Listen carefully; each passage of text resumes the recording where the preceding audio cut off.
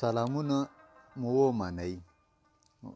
یو ځل بیا د خان شهید کتابتون د یوټیوب چینل د لارې تاسو ته د دوو قبیلو سانټیا او سنځرخیل په هکله لنډ معلومات شریکوو. سنټیا د غورغش د ټبر هغه څانګه ده چې په کاکړو ګډیږي او ویل کیږي چې د دوی شجره له سنټ نیکه نه پیل کیږي. دا د کاکړو یو توریالی او ننګیالی څانګه ده چې تل یې له دښمنانو سره ډغرې وهلې دي.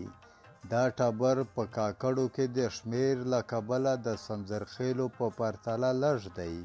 د کاکړو دغه پښه په 5 څانګو ویشل کیږي: پانیزي، مشرزي، بازیان، سارنګزي، شازي، ملازي او عیساخیل دي چې اوس د افغانستان په ځینو سیمو او کوټه کې ودان دي.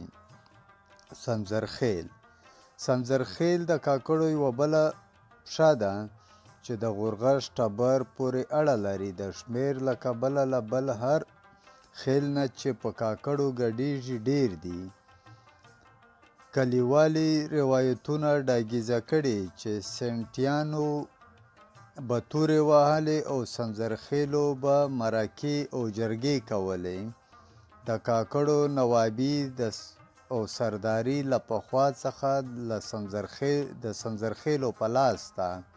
دوی د شمېر په لحاظ د کاکړو تر بل هر ټبر زیات دي. پښتو او پښتانه په سویلي پښتونخوا کې د سیال کاکړ له کتاب څخه روایت دی.